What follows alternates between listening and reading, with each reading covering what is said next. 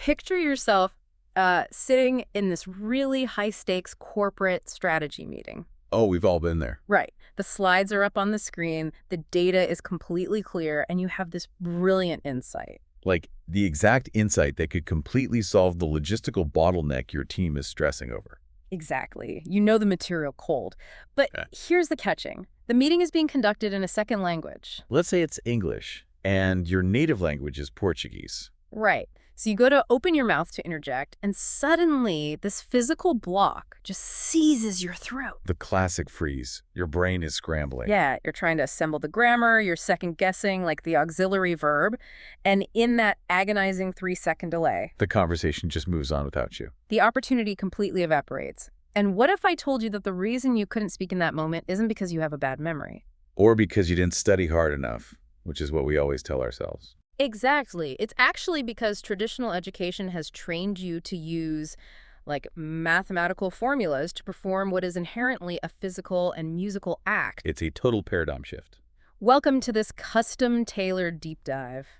Our mission today is to decode a genuinely revolutionary approach to adult language acquisition. We are getting into the mechanics of moving from zero to functional fluency and doing it without that agonizing paralysis of traditional rote memorization. And we are synthesizing a really fascinating stack of materials for you today to do this. Yeah, we have the transcripts, the strategic guides, and the whole pedagogical framework of the new Mello method. Which is a system engineered specifically to bypass traditional grammar, particularly for Portuguese speakers who are learning English. But we aren't just looking at this method in a vacuum, right? No, not at all. We are grounding it in some serious foundational linguistic theory. Heavily drawing from Dr. Stephen Kreshen's acclaimed work, The Input Hypothesis. The combination of these sources is just, it gives us this complete blueprint.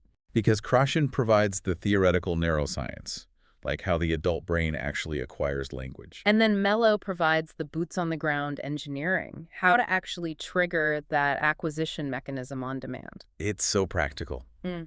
The premise we are exploring today is highly counterintuitive, though. Oh, absolutely. I mean, imagine if 90% of the structural language you are trying to learn is already sitting in your brain. Just waiting for a specific cognitive template to unlock it. Today, we are going to break down how you can bypass the analytical filter of your brain using pure logic, Exploiting shared linguistic history.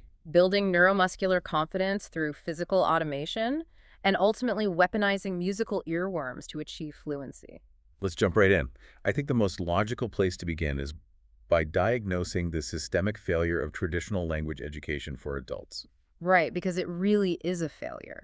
When an adult steps into a conventional language classroom, the implicit assumption is just entirely wrong. Yeah, the curriculum treats the target language, English, in this scenario, as an entirely alien, isolated system. Like it's this void that must be filled with abstract rules. Complex conjugation tables, mathematical formulas that dictate sentence structure. Which creates this immediate, just overwhelming cognitive load. Oh, massive. Because think about it. The adult learner is highly competent in their native language. Right. And in their professional life. But suddenly they're reduced to this infantile state of incompetence. The curriculum is basically saying, you know nothing about this new system, so we are going to build it from scratch, rule by agonizing rule. And the new Mello method fundamentally rejects that premise. It operates on a starting point that completely changes the psychological landscape for the learner. It tells them that English and Portuguese are not alien to one another. They are cousin languages, or linguas primas. To really understand the power of this, we need to look at the linguistic distinction the source makes between a sister language and a cousin language. Right, because that's a crucial difference. For a native Portuguese speaker, Spanish is a sister language in Irma. They share the Iberian Peninsula. They share a nearly identical morphosyntactic structure. The vocabularies are heavily overlapping. A Portuguese speaker can often just navigate a Spanish conversation by mapping their native grammar directly onto Spanish vocabulary. Just making slight phonetic adjustments, yeah. The structural bond is immediate. But English is a cousin. It's not an immediate sibling. Right on the surface, the phonetic rhythm and the core vocabulary sound vastly different, mainly because English has that Germanic foundation. But if we look at the history of the English language, specifically following the Norman conquest of 1066. Right, which injected massive amounts of French and Latin into Old English. Exactly.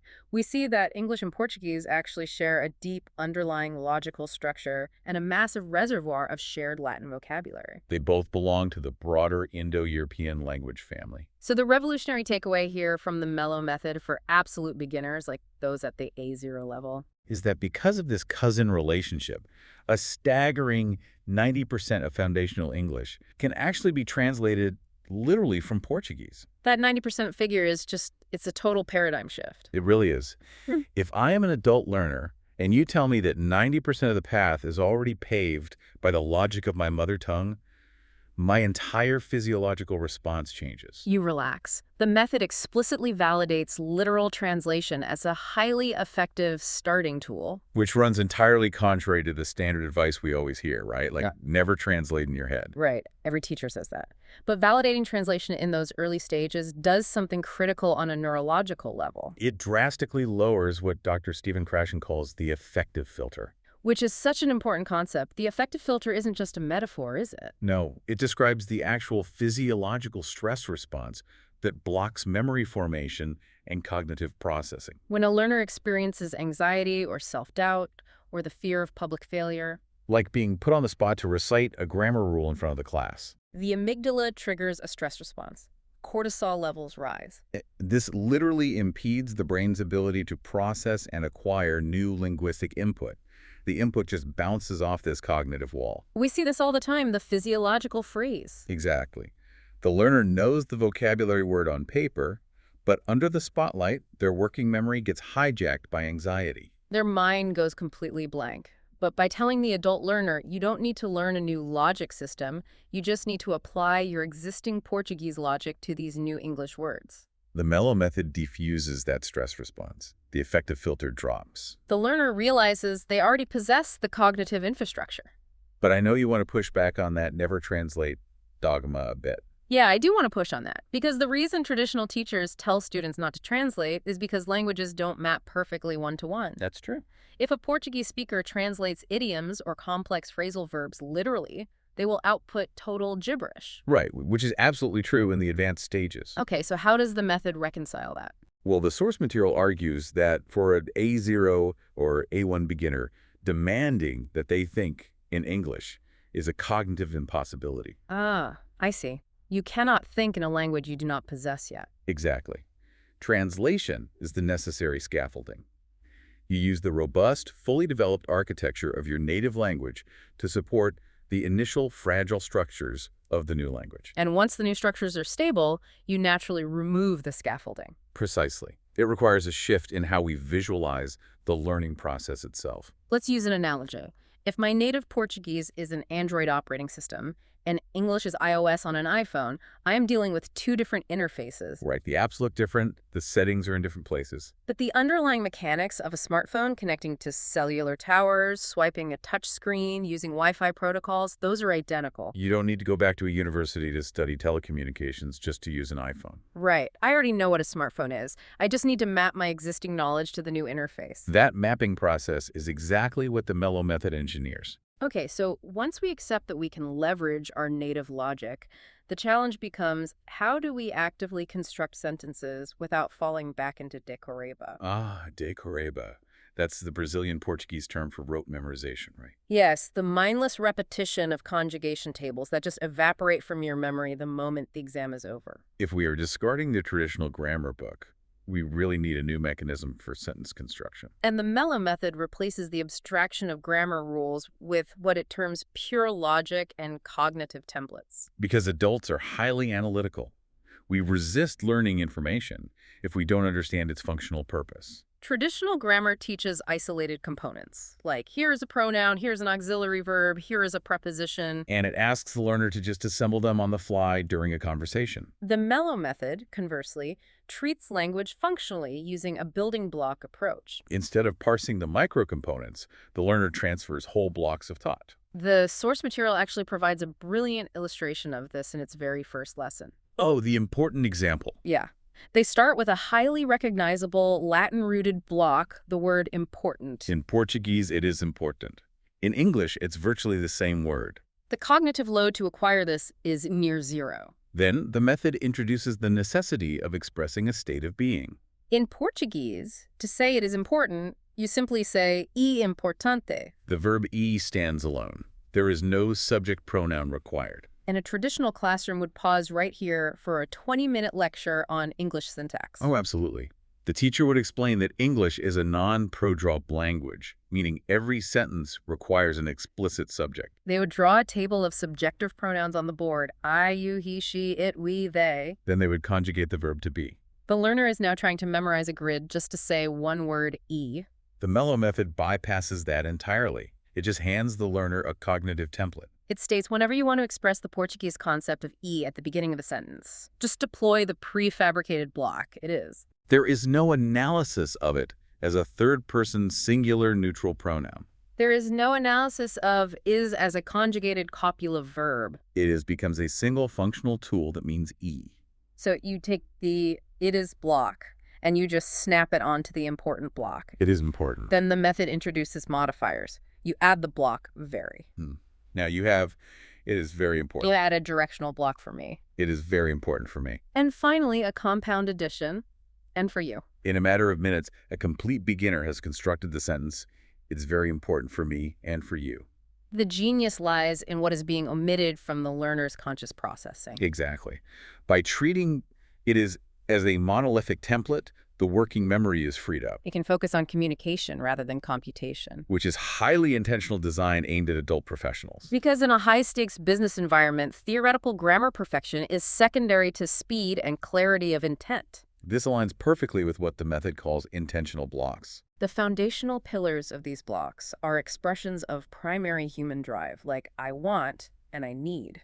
If an adult can deploy I want, I need, I don't want, and I don't need with absolute automated confidence, they can navigate a massive percentage of daily interactions. They can negotiate a contract, direct a taxi, order a meal. And in English, unlike Portuguese, those blocks are incredibly stable. Right. The Portuguese verb for to want queer changes wildly depending on the subject. Eu quero, você quer, nós queremos. But in English, I want, you want, we want, they want, block remains constant. The morphological simplicity of English makes this template approach exceptionally efficient. I can definitely anticipate a skeptical listener thinking, well, calling it a cognitive template is just a rebranding exercise. Like it's just a grammar rule with better marketing. Yeah, exactly. But the distinction between a rule and a template is fundamental to cognitive science. So?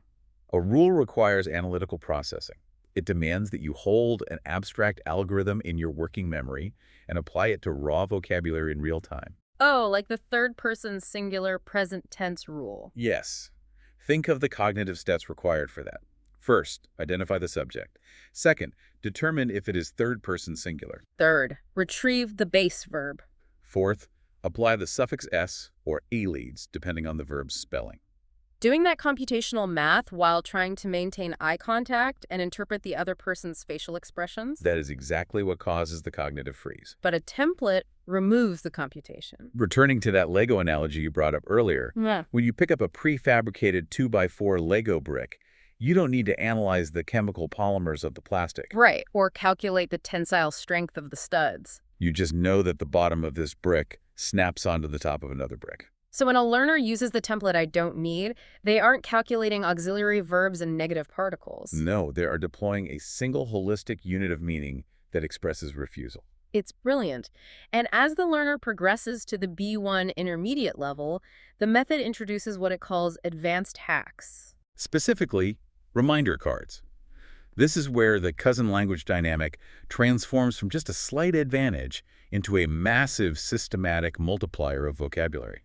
The reminder cards exploit the Latin superstrate of the English language. Because following the Norman conquest, the English aristocracy spoke French, while the commoners spoke Old English. Over centuries, the languages merged.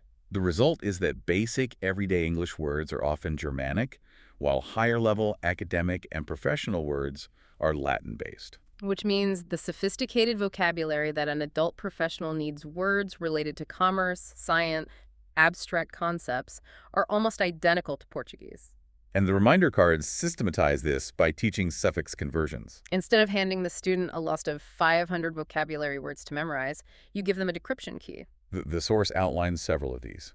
If a Portuguese word ends in the suffix "dade," you drop it and add the English suffix "teve." So atividad instantly becomes activity. Comunidade becomes community. Velocidade becomes velocity. It's almost like magic. And the conversion from the Portuguese cow to the English annihilation is even more powerful. A cow becomes action. Nacau becomes nation. Informacau becomes information. If we think about the implications for an adult learner, this is staggering. A Brazilian engineer sitting in a multinational meeting doesn't need to study the English terms for complex physics concepts. They already know them. Their passive vocabulary is already vast. They only need to focus their active learning energy on the structural glue, the Germanic prepositions and basic verbs that hold those Latin concepts together. And the method doesn't stop at vocabulary hacks either. It applies this systematic mapping to structural logic through the Ask Me a Question table. Formulating questions is notoriously difficult for Portuguese speakers learning English, isn't it? Oh, incredibly. But this table provides a profound mechanical solution. To understand why it's difficult, we have to look at the Portuguese mechanism for questions. Right. If I want to state a fact in Portuguese, I say "Você trabalha." You work. If I want to turn that into a question, I change absolutely nothing about the syntax. You just raise the intonation of your voice at the end of the sentence. Você trabalha. But English utilizes a highly complex system of auxiliary verbs. Do, does, did, will have to signal that a question is being asked. These verbs act as mathematical operators placed at the front of the sentence.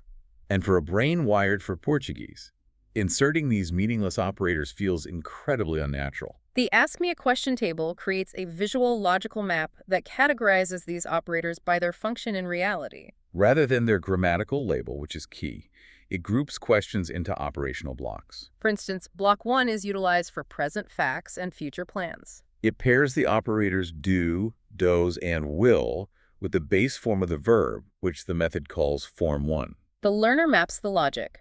If I'm asking about your daily routine or what you plan to do tomorrow, I pull a tool from block 1. Do you work? Will you travel? Then the table maps out block 3, which handles life experiences, actions that happened at an unspecified time in the past and still have relevance. This requires the present perfect tense, combining have with the past participle, or form 3. Have you ever traveled to London? By categorizing the grammar into functional use cases, plans versus experiences, the learner navigates the conversation based on the intent of their question. Rather than parsing a grammatical formula. Exactly. But having these cognitive templates, suffix hacks, and logical tables perfectly organized in your mind highlights the next massive hurdle. The transition from intellectual understanding to physical execution.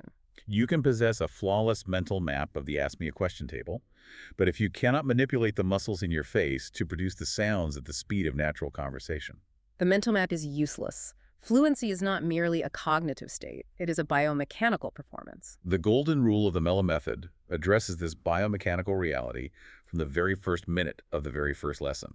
It is the principle of feli pensando, which translates to speak thinking, or the absolute necessity of speaking everything out loud. The source material is unyielding on this point. The learner is forbidden from silently reading the text. Every template, every block must be vocalized. The objective is to build what the method terms neuromuscular confidence. We take the physical act of speaking our native language entirely for granted. We really do. When a Portuguese speaker articulates a thought, they're not consciously directing their diaphragm to push air. Or their vocal cords to vibrate at a specific frequency, or their tongue to strike the alveolar ridge behind their teeth. The proprioceptive map, the brain's awareness of where the articulatory muscles are in space, is fully automated. But English requires entirely different micro-movement. It requires the tongue to rest in different positions. It utilizes different vowel sounds that don't exist in Portuguese. And it demands different respiratory rhythms. If a learner only studies silently, they're building a robust neural network for reading. But their articulatory muscles remain completely unconditioned.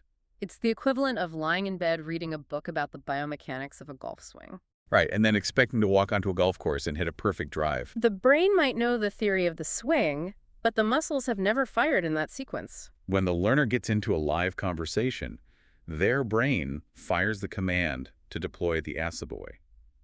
It is important template.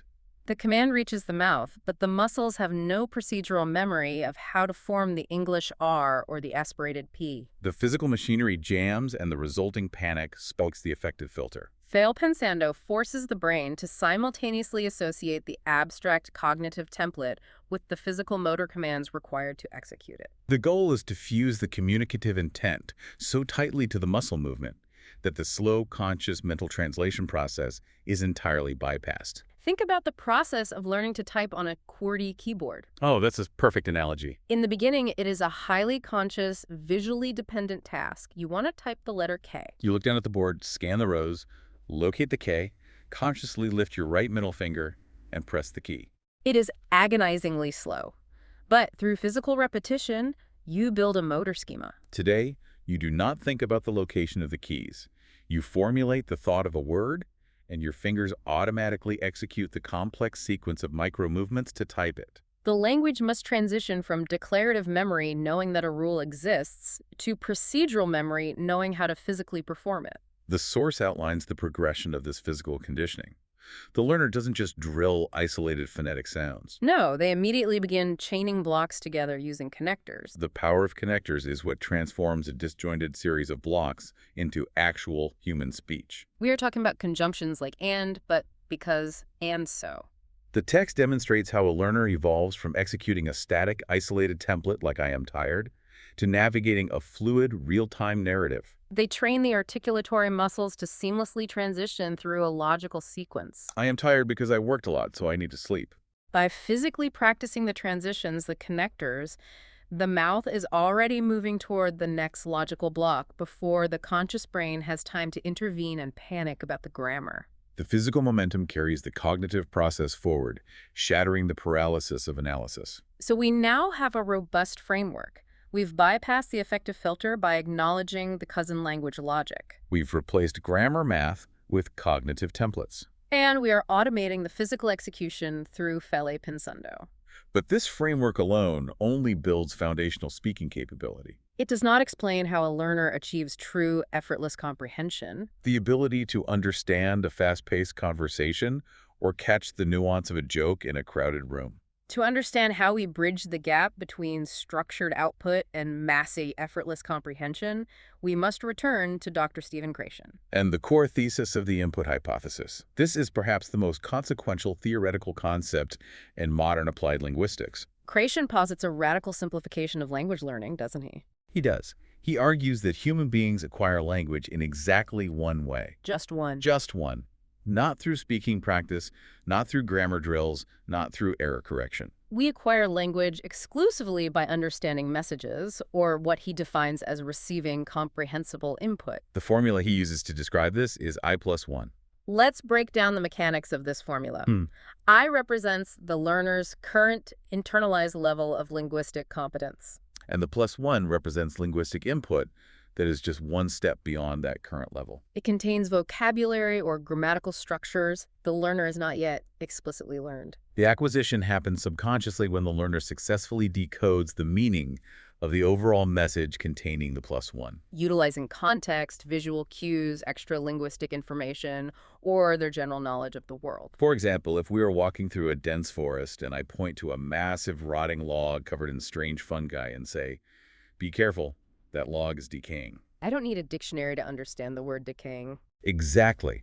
The visual context of the rotting wood, combined with the warning tone of my voice, makes the input comprehensible. My brain subconsciously maps the new phonetic string decaying to the concept of rotting, and I acquire the word without ever studying it. The most disruptive corollary of the input hypothesis is Krashen's assertion regarding output. This part is wild. He states categorically that speaking is a result of acquisition, not the cause of it.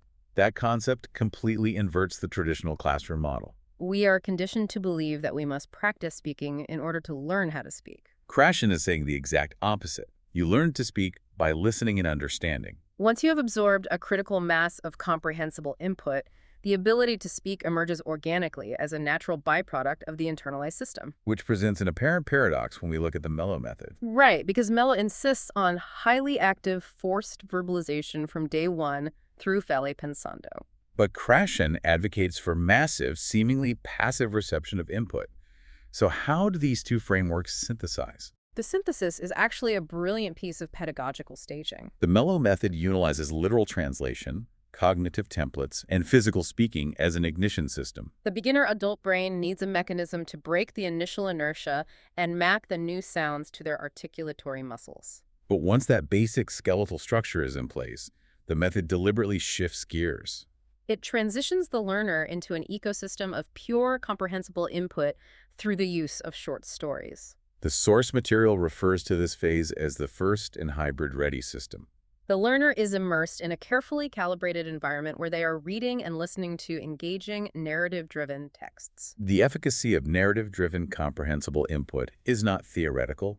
It is backed by massive empirical data. The expert source material leans heavily on the success of Canadian French immersion programs to prove this point universally. The history of those Canadian programs is vital context here, beginning in the mid-1960s with the St. Lambert experiment in Quebec. Educators placed monolingual English-speaking children into classrooms where the standard curriculum, mathematics, science, history, was taught entirely in French. The results were unprecedented levels of functional bilingualism. But Krashen's analysis of why they succeeded is the crucial takeaway. What did he find? He notes that the success hinged on the fact that these classrooms consisted exclusively of second language learners. They excluded native French-speaking children. Which seems entirely counterintuitive. Conventional wisdom suggests that if you want to learn French, you should surround yourself with native French speakers to force adaptation. But if you surround a beginner with native speakers, the linguistic environment immediately becomes incomprehensible. Native speakers talk at full speed, using idioms, slang, and complex syntax. It is I plus 100. It is pure noise to the learner's brain, and no acquisition occurs. So by excluding native speakers, the teachers in the Canadian immersion programs were forced to artificially constrain their language. They had to negotiate meaning at the exact level of the learners. They spoke slower, they used heavy visual aids, they repeated key vocabulary. They ensured that the subject matter input remained strictly comprehensible. They maintained the I+1 sweet spot. They created a sheltered ecosystem. Yeah. And we see the same phenomenon validated in adult learners. The source cites the research of Snow and Hoopnagelhole. Right, who studied naturalistic acquisition of Dutch by English speakers in the Netherlands. Their findings completely dismantled the myth that adults lose the neurological capacity for natural language acquisition. When adults were placed in environments where they received massive amounts of tailored, comprehensible input, their rate of acquisition actually outpaced that of children in the short term. Wow. So the adult brain possesses superior cognitive tools to parse context and derive meaning. Provided the input is kept comprehensible, the mechanism for subconscious acquisition does not degrade with age. What usually changes is the adult's willingness to endure the vulnerability of being a beginner and their lack of access to properly calibrated input. So we cannot just instruct a learner to go watch a complex geopolitical thriller in English without subtitles and expect their brain to absorb the language through osmosis. If the message is incomprehensible, it is just acoustic noise. The input must be anchored to meaning. The analogy that clarifies this is learning to swim. Let's hear it. The traditional grammar approach is akin to sitting a student in a dry classroom and making them memorize textbooks on fluid dynamics, buoyancy, and the physics of water displacement. They understand the mechanics of swimming perfectly on paper, but if you throw them in a pool, they sink. Exactly. The watch movies without subtitles approach is like taking a non-swimmer in a helicopter and dropping them into the middle of the freezing Atlantic Ocean. The environment is total immersion, but it is vastly overwhelming, and they drown in the noise. To learn to swim, you must get into the shallow end of the pool. You need an environment where the water supports you, but you can still firmly touch the bottom if you panic. The short stories in the Mello method are the shallow end of the pool. They provide a controlled narrative context. You read a simple story about a character waking up, missing their bus, and buying a coffee. Because you understand the sequence of human events, you can deduce the meaning of unknown words. The stories provide massive, low-anxiety repetition of the cognitive templates and building blocks you learned in the earlier stages. As the learner processes the story, their brain is subconsciously acquiring the microgrammar without ever analyzing it. If a learner encounters the phrase, "He goes to the store 50 times" in various meaningful contexts within the short stories, the brain statistically internalizes the third-person singular's rule. It begins to feel correct, and he begins to sound inherently wrong just as it does to a native speaker. The acquisition happens in the background while the conscious mind is engaged with the narrative. This brings us to the final and perhaps most ingenious layer of the Mello method. We have the foundational logic of the cousin language, the neuromuscular conditioning of speaking out loud, and the comprehensible input of the short stories. But how does the method ensure that this input is permanently burned into the neural pathways with maximum efficiency? This is where the methodology leverages the neuroscience of rhythm and melody. The method utilizes what it terms immerso cognitiva, or cognitive immersion, by converting the cognitive templates and the texts of the short stories into professionally produced musical audio tracks. Because acquiring the written word is only half the battle. If you only read the short story silently, you might acquire the syntax, but your phonological loop. That's the part of your working memory that processes audio, right? Yes, your phonological loop remains untrained. You won't recognize the words when they are spoken at native speed with natural connected speech. But simply listening to a monotone, spoken recording of the text is highly inefficient. The Mello method sets the language to music. This is a calculated neurobiological hack. Music is processed differently by the brain than standard speech. While analytical language processing is heavily localized in the left hemisphere, which is also where the critical, anxiety-producing affective filter resides, Music engages widespread neural networks across both hemispheres. the rhythm provides a temporal scaffold for the brain. The source specifically highlights a moment in the first lesson where the foundational blocks are transformed into a rhythmic chant. The instructor doesn't just ask the student to repeat. It is important, it is very important, for me and for you. They deliver it with a specific beat and cadence. By embedding the linguistic blocks within a musical framework, the brain is forced to process the language not as a sequence of isolated fragmented words, but as a holistic interconnected pattern. The melody glues the syntax together. This circumvents the analytical bottleneck. The learner doesn't have the cognitive space to worry about the grammatical rules because their brain is occupied with writing the rhythm of the track. It creates a state of flow that perfectly satisfies creation's requirement for massive low-anxiety input. This taps into a phenomenon that every single person listening to this has experienced: the earworm. Oh, absolutely. You hear a catchy, heavily produced pop song playing in a coffee shop for 3 minutes. You leave the shop, and for the next 4 days, the chorus of that song is playing on an involuntary loop in your head. You didn't write the lyrics down. You didn't study them with highlighters and flashcards. You made zero conscious effort to memorize the song, yet your brain captured the melody and the associated words, and it refuses to let them go. The phonological loop locks on to the musical structure, creating an automated replay mechanism. The brilliance of immerso cognitiva is that it weaponizes the earworm. What if, instead of having a meaningless pop lyric looping in your head, the earworm was the exact cognitive template you needed for a business negotiation? You are commuting on the train, listening to these tracks, tapping your foot, and your brain is subconsciously looping. I think that is very important for the project. The musicality Trojan horses the complex syntax straight past your analytical defenses and deposits it into your long-term memory. It fundamentally redefines what it means to review material. Traditional education demands that you sit at a desk, summon immense willpower, and stare at a vocabulary list until you force the information into your brain. Weaponizing the earworm removes the friction of willpower. You engage with the rhythm, you enjoy the musicality of the track. And you allow the subconscious processes of the brain to perform the heavy lifting of acquisition. We have deconstructed an entirely new paradigm for language learning today. We really have.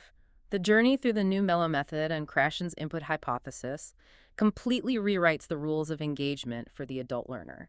We began by radically relocating the starting line, by recognizing the deep historical cousin language relationship between English and Portuguese. Validating the use of translation to instantly dismantle the anxiety of the affective filter. We eliminated the cognitive overload of traditional grammar math, replacing it with functional cognitive templates. And utilizing structural hacks like the Ask Me a Question table and Latin suffix conversions to rapidly multiply operational vocabulary. We addressed the biomechanical reality of fluency through the imperative of fail pensando. Forcing the physical automation of speech to build neuromuscular confidence and bridge the gap between knowing a rule and performing it. We then immersed ourselves in the shallow end of the pool, providing the brain with the precise, I+1 comprehensible input it requires through narrative short stories. mirroring the natural acquisition mechanics proven by the Canadian immersion models. And finally, we locked that input into our neural architecture by bypassing the analytical left hemisphere entirely.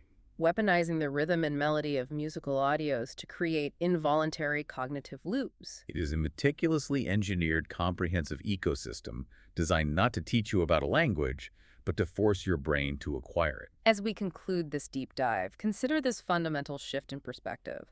Society and traditional academia have relentlessly conditioned us to view language learning as a grueling intellectual pursuit. We're taught that fluency is a reward for academic grit, a test of our conscious memory and our tolerance for tedious study. But the underlying mechanics of Creation's theory and the operational design of the Mello method suggest a profoundly different reality.